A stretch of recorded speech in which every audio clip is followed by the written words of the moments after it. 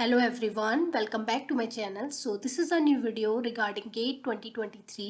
यहाँ पे हम GATE 2021 के बॉटनी सेक्शंस के PYQs को सॉल्व करने वाले हैं विद डिटेल एक्सप्लेनेशन.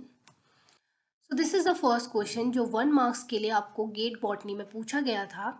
तो यहाँ पे wheat plant treated with a prolong cold temperature at seedling stage flower earlier than a untreated control. तो यहाँ पर आपको एक एक्सपेरिमेंट दिया गया है कि आपने एक ट्रीटमेंट लिया और एक कंट्रोल लिया.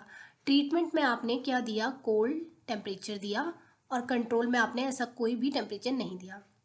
जहाँ पे आपने ट्रीटमेंट दिया वहाँ पे आपको फ्लावरिंग देखने को मिली, और जहाँ पे आपने ट्रीटमेंट नहीं दिया वहाँ पे आपको फ्लावरिंग देखने को नहीं मिली. ये आपके क्वेश्चन का वन पार्ट है. Then seeds collected from these treated individual however give rise to a plant that do not flower early. तो आपके जो ट्रीटेड प्लांट थे जो अर्ली फ्लावर कर रहे थे, आपने उनके सीड्स को कलेक्ट किया और देखा क्या नेक्स्ट जनरेशन में वो भी जल्दी फ्लावरिंग कर रहे हैं. बट ऐसा कुछ भी आपको देखने को नहीं मिला. ये आपका एक एक्सपेरिमेंट है. तो सिंपली ये पूछना चाहते हैं कि आपने कोल्ड टेम्परेचर देने पे फ्लावरिंग अर्ली हो रही है और वो फ्लावरिंग की जो प्रोसेस है वो नेक्स्ट जनरेशन में नहीं पास ऑन हो रहा है. तो ऐसे फिनोमिना को हम क्या कहते हैं. So this is a very basic question कि हमें पता है वर्नलाइजेशन एक ऐसी प्रोसेस है जिसमें हम कोल्ड टेम्परेचर देके फ्लावरिंग को अर्ली करा देते हैं अपनी नॉर्मल ड्यूरेशन से. तो यहाँ पे कोई भी और ऐसा फिनोमिना जैसे टेम्परेचर एक्लिमेटेशन, फोटो पीरियोडिज्म, एडेप्टेशन, इनमें से कोई भी ऐसा फिनोमिना नहीं है जहाँ पे हम कोल्ड टेम्परेचर का ट्रीटमेंट देते हो. तो वर्नलाइजेशन डायरेक्टली उन्होंने ये नहीं पूछा है, यहाँ पे आपको एक एक्सपेरिमेंट दे दिया है उसके बेसिस पे आपसे क्वेश्चन पूछा गया है. डायरेक्टली नहीं पूछा गया कि कोल्ड टेम्परेचर देने पर अर्ली फ्लावरिंग हो रही है तो ऐसा कौन सा फिनोमिना है. तो हमें पता है वर्नलाइजेशन इसका करेक्ट आंसर है. और वर्नलाइजेशन जो होता है वो उसी जनरेशन में आपको रिजल्ट देगा. ऐसा नहीं कि वो जेनेटिक कैरेक्टर बन जाए प्लांट का और नेक्स्ट जनरेशन में भी आपको ये देखने को मिले. तो हेरिडिटी नहीं होता है वर्नलाइजेशन. वो जब आप ट्रीटमेंट देंगे उसी टाइम पे आपको देखने को मिलेगा. सो यहाँ पे आप पिक्चर में देख सकते हैं एक नॉन वर्नलाइज प्लांट है जिसमें फ्लावरिंग नहीं हो रही है. आपने कोल्ड टेम्परेचर दिया, 4 to 6 डिग्री का आपने टेम्परेचर दिया, और कुछ टाइम बाद आपको फ्लावरिंग देखने को मिलेगी. तो ऐसे प्लांट को हम बोलते हैं वर्नलाइज प्लांट. तो उसका करेक्ट ऑप्शन है answer number A. Then this is a second question जिसमें पूछा गया है which one of the following plant taxa contain vascular tissue, xylem and phloem but not woody. So यहाँ पे आपको दो कंडीशन दी गई है कि प्लांट में वेस्कुलर टिश्यूज तो हैं, जाइलम और फ्लोएम प्रेजेंट है, बट वो एक वुडी प्लांट नहीं है. तो अगर हम प्लांट्स को देखें ऑप्शंस को, ओक का प्लांट आपको पता होना चाहिए कि वुडी प्लांट होता है. अगर हम ओक की प्लांट की बात करें तो ये एक ओक का प्लांट है जिसमें काफ़ी वुडी टिश्यू है. देन अगर हम मॉसिस की बात करें तो मॉसिस हमारी ब्रायोफाइटा में आती है, और हमें पता है कि ब्रायोफाइटा के टाइम पे वेस्कुलर टिश्यू का इवोल्यूशन नहीं हुआ था. तो इस तरीके से हमारा ये ऑप्शन और ये ऑप्शन रॉन्ग हो जाता है. अगर आप पाइन ट्री की बात करें तो ऑब्वियसली पाइन का ट्री भी आपको वुडी ही होता है. तो यहाँ पे जो करेक्ट ऑप्शन है आपका फर्न है, because we know that pteridophyta ही ऐसा प्लांट जेनरा है जहाँ से हमारा वेस्कुलर टिश्यू डेवलप हुआ था, जहाँ पे xylem and phloem first time देखने को मिले थे, but it is not a woody tissue. तो यहाँ पे जिसका करेक्ट ऑप्शन होगा, this is a simple question जो आपसे पूछा गया था क्लास 12th के बेसिक्स के बेस पे. सो यहाँ पे जो करेक्ट ऑप्शन रहेगा वो डी रहेगा. तो इस तरीके से आप फोटोग्राफ्स की हेल्प से और अच्छे से चीज़ों को रिमेम्बर कर सकते हैं. देन द थर्ड क्वेश्चन, यहाँ पे आपसे स्टेटमेंट दिया गया है और आपको इसमें से करेक्ट स्टेटमेंट को छांटना है. तो कभी भी क्वेश्चंस को पहले आंसर करने से पहले करेक्ट या इनकरेक्ट में बहुत बार गलती हो जाती है. तो देखना चाहिए कि आपसे करेक्ट पूछा गया है या incorrect.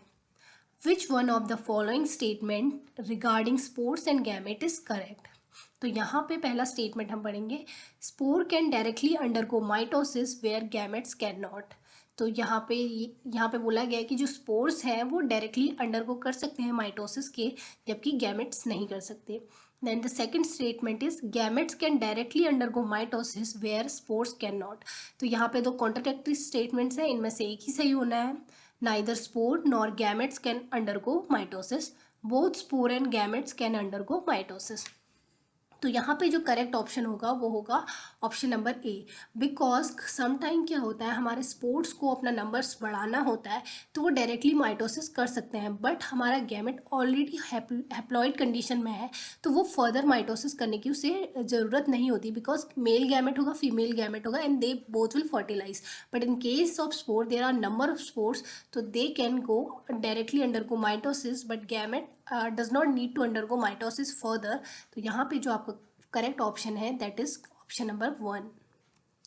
Then this is the fourth question जो पूछा गया है, which one of the following organelle control gravitropism in the root of higher plant. तो यहाँ पे कौन सा ऐसा ऑर्गेनल है जो ग्रेविट्रोपिज्म को, ग्रेविटी की टुवर्ड मूवमेंट को कंट्रोल करता है in the roots of higher plant. So first is chromoplast. तो आपको इन सब का फंक्शन क्लियर होना चाहिए तभी आप आंसर दे सकते हैं। तो यहाँ पे जो करेक्ट ऑप्शन आंसर है दैट इज अमाइलोप्लास्ट। सो हम देखते हैं अमाइलोप्लास्ट क्या होता है। So amyloplast is a colourless plastid found in plants that is responsible for the storage of starch and synthesis. So amyloplast में ही हमारी जो स्टार्च है उसका स्टोरेज भी हो रहा है एंड सिंथेसिस भी हो रहा है। But amyloplasts are thought to play a vital role in gravitropism. तो यहाँ पे ये जो अमाइलोप्लास्ट हैं ग्रेविट्रोपिज्म में एक मेन रोल प्ले करते हैं। So statoliths are specialised starch accumulating amyloplasts are denser in the cytoplasm and are able to settle to the bottom of gravity sensing cell called statocytes। तो यहाँ पे जो स्टेटोलिट्स इनको बोलते हैं, एक special type of starch accumulating amyloplast है जिनका जो साइटोप्लाज्म है वो बहुत डेंस है as comparison to normal cytoplasm, और ये हमारे बॉटम में होती हैं, रूट्स के बॉटम में, जो सेंस करती हैं ग्रेविटी को। सो यहाँ पे इस तरीके से इसका correct option option number B है। बट हम देखें तो क्लोरोप्लास्ट फोटोसिंथेसिस में रोल प्ले करता है, अमाइलोप्लास्ट ग्रेविट्रोपिज्म में रोल प्ले करता है एंड स्टार्च को स्टोरेज करता है, जबकि इटियोप्लास्ट क्या होता है, इट फॉर्म द क्लोरोप्लास्ट। सो जब भी हमारी जो लाइट है वो इटियोप्लास्ट पे एक्सपोज होती है it get converted into the chloroplast. So etioplast give rise to the chloroplast. So chromoplast का क्या फंक्शन होता है, chromoplast function in the synthesis and storage of carotenoid pigment in flower and fruits and in certain leaves and roots। तो यहाँ पे आपको सब सारे ऑप्शंस के फंक्शंस क्लियर हो गए हैं कि क्रोमोप्लास्ट आपका कैरोटिनॉइड्स की सिंथेसिस में इन्वॉल्व है, अमाइलोप्लास्ट आपका स्टार्च की सिंथेसिस में इन्वॉल्व है और वो ग्रेविट्रोपिज्म को भी रिस्पॉन्स करता है, chloroplast photosynthesis and etioplast in presence of light get converted into chloroplast. So this is the question number 5 जिसमें आपसे पूछा गया है regarding phytoalexin. So phytoalexin play important role in plant defence against pathogens. Choose the incorrect option, यहाँ पे highlight किया गया है, आपको इनकरेक्ट ऑप्शन यहाँ पे बताना है रिलेटेड टू फाइटोएलेक्सिन। सो फाइटोएलेक्सिन ऐसे कंपाउंड हैं जो प्लांट में डिफेंस के रूप में सिंथेसाइज होते हैं against particular pathogen. Suppose plant में किसी फंजाई, बैक्टीरिया, वायरस किसी ने अटैक कर दिया तो बहुत सारे फाइटोएलेक्सिन की सिंथेसिस होती है। तो यहाँ पे आपको इनकरेक्ट ऑप्शन को चूज करना है। So phytoalexin belong to the secondary metabolite. Obviously जो डिफेंस कंपाउंड होते हैं वो बिलोंग करते हैं सेकेंडरी मेटाबोलाइट्स को। So this is a correct option. Phytoalexin have anti fungal activity. So यहाँ पे ये चीज़ जो स्टेटमेंट है क्वेश्चन से ही इटसेल्फ करेक्ट हो जाता है, बिकॉज यहाँ पे बोल रहा है plant defence against pathogen. Pathogen कुछ भी हो सकता है, फंगस, बैक्टीरिया, तो जो फाइटोएलेक्सिन है उनकी anti fungal, anti viral, anti bacterial activity होती है। Then phytoalexins are abundant in plant under normal condition. Different host produce phytoalexin of varying chemical nature. Obviously जो डिफरेंट होस्ट प्लांट, सपोज एक legume plant है और एक other serial plant है, तो जो सीरियल प्लांट है उसका सेकेंडरी मेटाबोलाइट लेग्यूम से डिफर कर सकता है। तो हर प्लांट का जो फाइटोएलेक्सिन है वो वेरी कर सकता है उसकी केमिकल नेचर में। तो this option is also correct. और जो ऑप्शन नंबर सी है ये इनकरेक्ट है, बिकॉज जो फाइटोएलेक्सिन्स हैं अबंडेंट हैं नॉर्मल कंडीशन में, ऐसा नहीं है।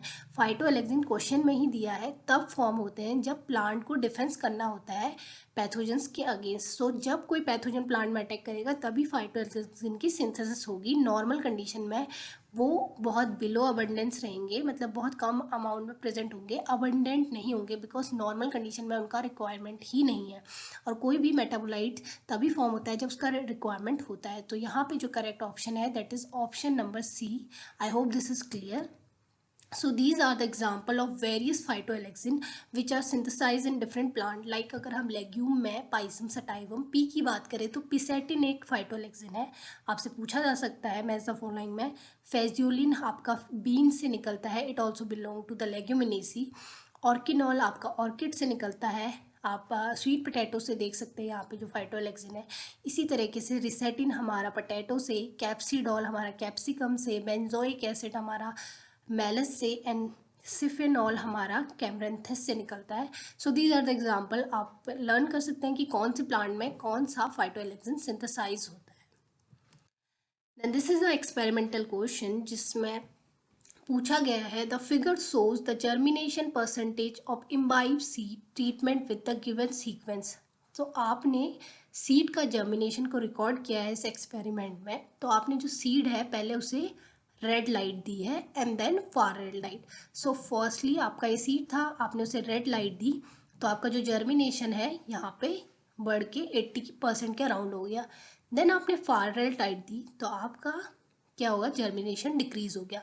तो रेड लाइट देने पे आपका जर्मिनेशन इंक्रीज हुआ, फार रेड लाइट देने पे वो 20% के अराउंड आ गया। देन अगेन उसी सीड को आपने रेड लाइट दी तो अगेन जो जर्मिनेशन है अराउंड फिर से 80 के अराउंड फिर से आ गया। फिर आपने फार रेड लाइट दी तो आपका जो जर्मिनेशन है फिर से डिक्रीज हो गया अराउंड 30 के अराउंड। देन अगेन आपने रेड लाइट दी तो फिर से जर्मिनेशन हाई हो रहा है, अगेन आपने फार रेड लाइट दी तो आपका जो जर्मिनेशन है और बिलो 20 आ गया। तो इसमें क्या है कि जर्मिनेशन जैसे ही आप फार रेड लाइट दे रहे हैं कम हो रहा है और जब रेड लाइट दे रहे हैं तो ज़्यादा हो रहा है। The percentage of germination was scored after 72 hour in darkness at 25 degree. Based on this experiment आपको करेक्ट ऑप्शन देखना है, वन करेक्ट ऑप्शन देखना है। So red light induces the seed germination whereas far red light inhibited। तो ये option आपका सही है, स्टेटमेंट एकदम करेक्ट है, बिकॉज आप देख सकते हैं जैसे ही आप रेड लाइट दे रहे हैं तो जर्मिनेशन इंक्रीज हो रहा है और फार रेड लाइट देने पे इनहिबिट हो रहा है। इसका नेक्स्ट जो स्टेटमेंट है, red light inhibit seed germination whereas far red light induces. तो this statement is absolutely wrong, क्योंकि फार रेड लाइट देने पे तो आपका जर्मिनेशन डिक्रीज हो रहा है, इंड्यूस नहीं हो रहा, और रेड लाइट देने पे आपका जर्मिनेशन इंड्यूस हो रहा है, इनहिबिट नहीं हो रहा है। Both red light and far red light inhibit seed germination, ऐसा बिल्कुल नहीं है। अगर ऐसा होता तो सारे पॉइंट रेड लाइट और फार रेड लाइट देने पे बिलो आते। Both red light and far red light induce seed germination, ऐसा भी बिल्कुल नहीं है, बिकॉज अगर ऐसा होता तो जितना भी अगर हम फार रेड लाइट देते तो यहाँ पे जर्मिनेशन हमेशा हाई रहता, और अगर ये इनहिबिट कर रहे होते तो दोनों हमेशा जर्मिनेशन लो रहता। एक स्ट्रेट लाइन हमें देखने को मिलती अगर हम रेड लाइट और फार रेड लाइट दोनों इन, सपोज रेड लाइट और फार रेड लाइट इनहिबिट कर रहे हैं तो हमारा जर्मिनेशन बिलो ही रहता, और अगर दोनों इंड्यूस करते तो अब ही रहता। सो यहाँ पे वेरिएशन देखने को मिल रहा है, मीन्स रेड लाइट इंड्यूस कर रही है सीड जर्मिनेशन को और फार रेड लाइट इनहिबिट कर रही है। इस तरीके से आपका करेक्ट ऑप्शन जो रहता है आंसर नंबर फर्स्ट रहता है।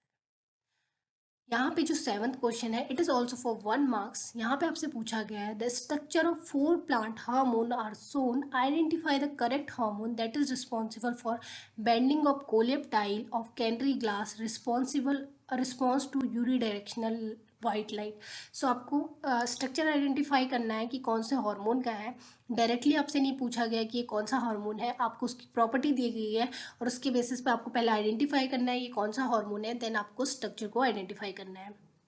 सो अगर हम प्रॉपर्टी से देखें कि कैसा हार्मोन जिसमें कोलेप्टाइल की बेंडिंग देखी गई है और टुवर्ड द वाइट लाइट, तो ये हार्मोन हमारा ऑक्सिन है, बिकॉज कैंट्री ग्लास का जो एक्सपेरिमेंट है ऑक्सिन की डिस्कवरी के ड्यूरेशन में किया गया था, और ऑक्सिन की प्रॉपर्टी है कि वो toward the white light move करता है। तो यहाँ पे ऑक्सिन का जो स्ट्रक्चर है दिस इज़ द फर्स्ट। अगर आपने कभी ऑक्सिन का स्ट्रक्चर ध्यान से देखा होगा तो आप तभी इस क्वेश्चन का आंसर कर सकते हैं। Then this is the ethylene structure. इस तरीके से आप प्लांट हार्मोन के जो स्ट्रक्चर हैं उनको एक झलक देख के जा सकते हैं, because next time it may be asked. So this is a MSQ type of question. यहाँ पे आपसे पूछा गया है which of the following cellular component is और are not part of plant cytoskeleton in angiosperm. तो यहाँ पे एंजियोस्पर्म का साइटोस्केलेटन का पार्ट कौन सा नहीं है। So if we talk about microtubule and microfilament, we know कि दोनों ही हमारे एंजियोस्पर्म में जब सेल साइकिल सेल डिवीजन होता है तो बोथ आर रिक्वायर्ड, तो हमारे ये तो प्लांट्स में होते हैं। इन case of plant centriole absent होता है, ये हमें पता है। And in case of plants intermediate filament भी मोस्टली, अगर हम हायर प्लांट की बात करें तो एब्सेंट होता है। In case of some lower plants आपको इंटरमीडिएट फिलामेंट देखने को मिल सकता है, but mostly in case of, यहाँ पे एंजियोस्पर्म पूछा गया इन सीड ऑफ प्लांट, तो यहाँ पे जो करेक्ट ऑप्शन होगा जो नहीं प्रेजेंट होगा that will be answer number C and D, because ये एमएसक्यू क्वेश्चन है। So this is the next question. यहाँ पे आपसे पूछा गया है which of the following enzyme when over express will result in rice grain increase with beta carotene content. So आपको पता है कि बीटा कैरोटीन जो है हमारा विटामिन ए की विटामिन ए की सिंथेसिस के लिए रिस्पॉन्सिबल है। तो आपने देखा होगा कि जब हमारा ट्रांसजेनिक राइस बना है तो उसमें हमारा बीटा कैरोटीन का जो एक्सप्रेशन है वो ज़्यादा होता है। तो आपको देखना है इनमें से कौन सी ऐसी एंजाइम्स हैं जो बीटा कैरोटीन के पाथवे सिंथेसिस में इन्वॉल्व हैं, इसी के अकॉर्डिंग आप आंसर कर सकते हैं। So this is a pathway which is responsible for beta carotene biosynthesis. So अगर हम ऑप्शन एलिमिनेट करें तो हमें पता है ईपीएसपी जो सिंथेज है that is responsible for herbicide tolerance. तो यहाँ पे ऑलरेडी ऑप्शन डी इनकरेक्ट हो जाता है। सो बीटा कैरोटीन की सिंथेसिस इस तरीके से होती है, जर्नाइल पायरोफॉस्फेट है, it is converted into फाइटोइन in the presence of फाइटोइन synthase. Then phytoin desaturase converted into zeta carotene. In the presence of zeta carotene desaturate is converted into lycopene. Lycopene desaturase converted into gamma carotene, and finally in presence of lycopene desaturase again it is converted into beta carotene. तो यहाँ पे जो enzyme involve है, one is phytoene synthase and another one is carotene desaturase. तो यहाँ पे आपको option में ये दो एंजाइम दी हुई हैं, तो इस तरीके से जो एमएसक्यू है इसका करेक्ट आंसर हो जाता है ए एंड बी। सो ये पाथवे आप रिमेंबर कर सकते हैं, नेक्स्ट टाइम इससे कुछ और क्वेश्चन पूछा जा सकता है। And these are two inhibitor of dichlormate and norflurazon. These are the inhibitor of phytoene desaturase and carotene desaturase. तो इसको भी आप याद रख सकते हैं, it may be also helpful to you. So this is all about this video. I hope this is clear to you. बाकी के क्वेश्चन हम नेक्स्ट पार्ट में कंप्लीट करेंगे। If you like this video please like share and subscribe to my channel. और अगर आपको कोई doubt है you can let me know in the comment section.